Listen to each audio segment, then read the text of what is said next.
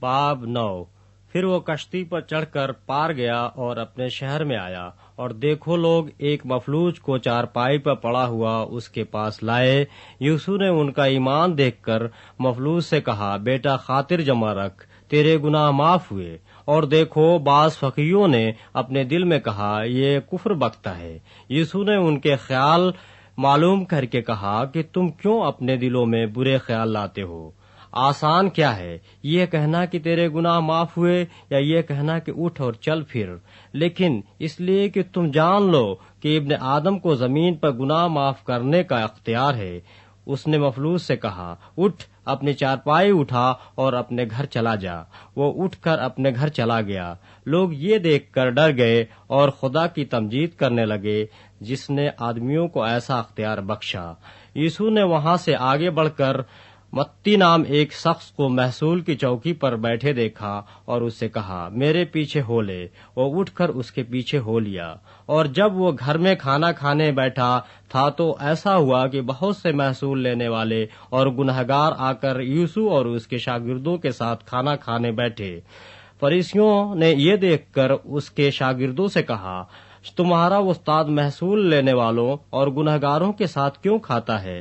اس نے یہ سن کر کہا کہ تندرستوں کو طبیب درکار نہیں بلکہ بیماروں کو، مگر تم جا کر اس کے معنی دریافت کرو کہ میں قربانی نہیں بلکہ رحم پسند کرتا ہوں، کیونکہ میں راست بازوں کو نہیں بلکہ گنہگاروں کو بلانے آیا ہوں۔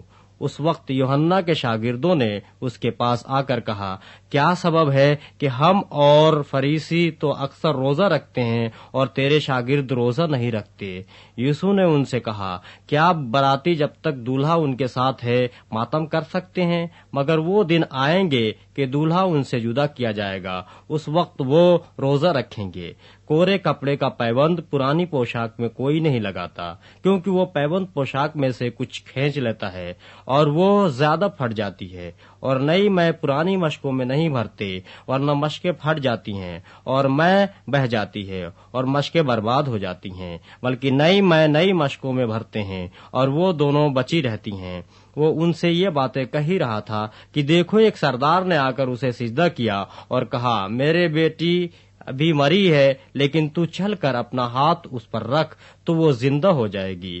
یسوع اٹھ کر اپنے شاگردوں سمیت اس کے پیچھے ہو لیا، اور دیکھو ایک عورت نے جس کے 12 برس سے خون جاری تھا اس کے پیچھے آ کر اس کی پوشاک کا کنارہ چھوا، کیونکہ وہ اپنے جی میں کہتی تھی کہ اگر صرف اس کی پوشاک ہی چھو لوں گی تو اچھی ہو جاؤں گی۔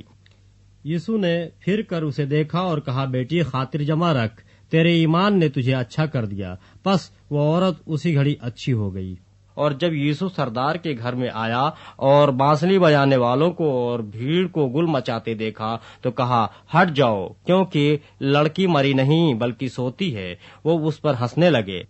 مگر جب بھیڑ نکال دی گئی تو اس نے اندر جا کر اس کا ہاتھ پکڑا اور لڑکی اٹھی، اور اس بات کی شہرت اس تمام علاقے میں پھیل گئی۔ جب یسوع وہاں سے آگے بڑھا تو 2 اندھے اس کے پیچھے یہ پکارتے ہوئے چلے کہ اے ابن داؤد، ہم پر رحم کر۔ جب وہ گھر میں پہنچا تو اندھے اس کے پاس آئے، اور یسوع نے ان سے کہا کہ کیا تم کو اعتقاد ہے کہ میں یہ کر سکتا ہوں؟ انہوں نے اس سے کہا، ہاں خداوند۔ تب اس نے ان کی آنکھیں چھو کر کہا، تمہارے اعتقاد کے موافق تمہارے لیے ہو، اور ان کی آنکھیں کھل گئیں۔ اور یسوع نے ان کو تاکید کر کے کہا، خبردار کوئی اس بات کو نہ جانے۔ مگر انہوں نے نکل کر اس تمام علاقے میں اس کی شہرت پھیلا دی۔ جب وہ باہر جا رہے تھے تو دیکھو لوگ ایک گونگے کو جس میں بدروح تھی اس کے پاس لائے، اور جب وہ بدروح نکال دی گئی تو گونگا بولنے لگا، اور لوگوں نے تعجب کر کے کہا کہ اسرائیل میں ایسا کبھی نہیں دیکھا گیا۔ مگر فریسیوں نے کہا کہ یہ تو بدروحوں کے سردار کی مدد سے بدروحوں کو نکالتا ہے۔ اور یسوع سب شہروں اور گاؤں میں پھرتا رہا اور ان کے عبادت خانوں میں تعلیم دیتا اور بادشاہی کی خوشخبری کی منادی کرتا اور ہر طرح کی بیماری اور ہر طرح کی کمزوری دور کرتا رہا۔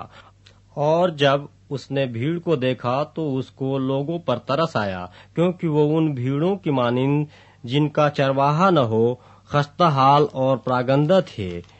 تب اس نے اپنے شاگردوں سے کہا کہ فصل تو بہت ہے لیکن مزدور تھوڑے ہیں، پس فصل کے مالک کی منت کرو کہ وہ اپنی فصل کاٹنے کے لیے مزدور بھیج دے۔